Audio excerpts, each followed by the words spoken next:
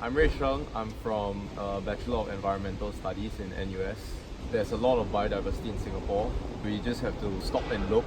We usually don't think too much about it because we are always wrapped up in our own lives, doing our work, getting some money, some of that bread. And I think if we just learn to stop and stare, we'll be able to see a lot more and appreciate a lot more about what we have around us. In NUS alone, I see things like the collared kingfisher. Recently I saw the lineated barbet. You don't usually see these things if you don't actually look out for it. But the moment you pay attention to it, they all start jumping out at you. They just assail your senses. It's not just birds. If we look around, it seems like Singapore is a very manicured garden. We have a lot of things that are planted by people. But these things also form part of our biodiversity. And if we just stop to appreciate it, we realize that it's all around us and it's something that we have to call our own as well. I began to appreciate biodiversity a lot more because of the modules that I'm taking. One is the modules that I'm taking in science, which is a lot of biology and ecology modules. Because of that, I was exposed to a lot more of the things that are around us in Singapore. And the other module that I took was the ULS 2208 Biodiversity and Natural History in Singapore, which is a USP module, and it allowed me to bring two of my interests together. So I've always been very interested in going out to nature and walking around and getting dirty, but I've also been interested in drawing since I've been really young. And this module, through documentation, allowed me to bring the two interests together and allow me to see how I can both draw in nature and appreciate nature at the same time. Nature journaling for me is about documenting what I see out in nature.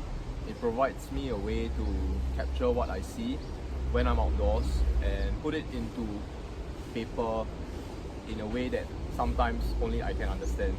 I think nature journaling is different for different types of people. For me, I do a lot of drawing, so my nature journals and my field notebooks have a lot more drawings in them and captions. I can also see how nature journaling can consist of photography or poems or writing. I think nature itself is a very big source of inspiration for a lot of art and a lot of different types of works, and that itself is one reason why I keep going back to it. I guess when I head out to nature in Singapore, a lot of times I'm not going to a specific place in mind with a specific purpose. I find myself going past a certain spot when I'm on the bus, and then I realize that, hey, actually I can head there, and I find some time to make my way there to explore more of that place. I think one very critical aspect of nature journaling is actually having open senses.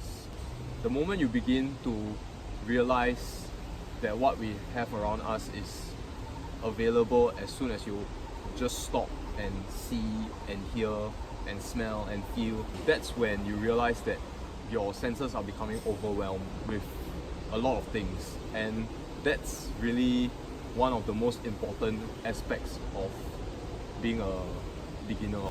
To be able to feel and experience and see and hear all these things is not something that comes very easily, and it only comes with a lot of practice. So it's important to open up these avenues for your body to experience what we have around us. I think you just have to come to terms with the fact that if you want to experience nature in Singapore, you got to get dirty. It's very important for you to take notes about what you're looking at. So you might not be able to capture the form very well, but you can anecdote what is the color of the body, does it have broad shoulders. This is where your basic anatomy of the bird comes in handy. Oh, no. But if you don't have that, then you just draw simple shapes like a circle, a line. Yeah, correct. Yeah, okay, so you got this line, right? So next thing is you want to fill in with balls, which is his body.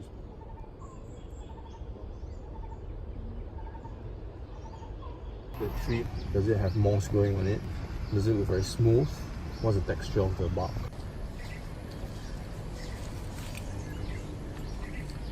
the more you begin to notice them, you realize you can make conclusions. Like, for example, this is the first time you're seeing a kite. But just now, you actually noticed that it was with a partner, correct? It was in a pair. Yeah, it was in a pair. So take note of this, and then subsequently, when you see the same bird, you might ask, how come it's not in a pair? Right? And then if it's not in a pair, should I be expecting another nearby bird? Right? So and then you can look around for it. Yeah, you can look around for it. So this is your field sketch.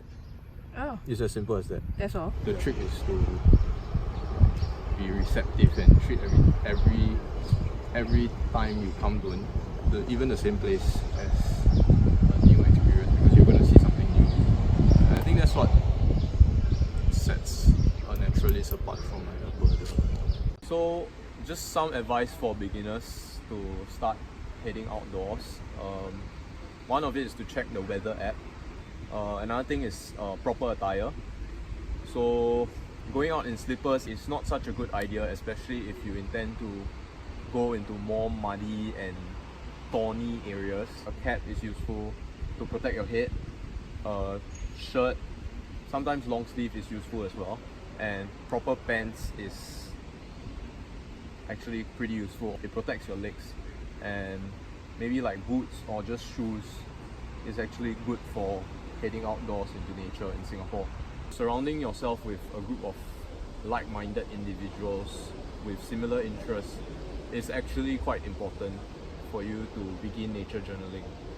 It can get very daunting to start on this journey of nature journaling and drawing and observing, simply because you might feel that you're not adequate, you're not drawing well enough, or you're not writing, or you're not capturing proper things. I realized at a certain point in time that it's not about how well other people are doing or comparing myself to other artists. It dawned on me that I was actually progressing a lot just because I kept going at it. You don't have to be afraid that what you are capturing or what you are drawing is inadequate in other people's eyes, because at the end of the day, these observations are your own, and the more you keep at it, the better you become at it. I kept pushing the thought that I'm not good enough out of my mind, and I think that's a very important barrier to overcome if we want to improve ourselves.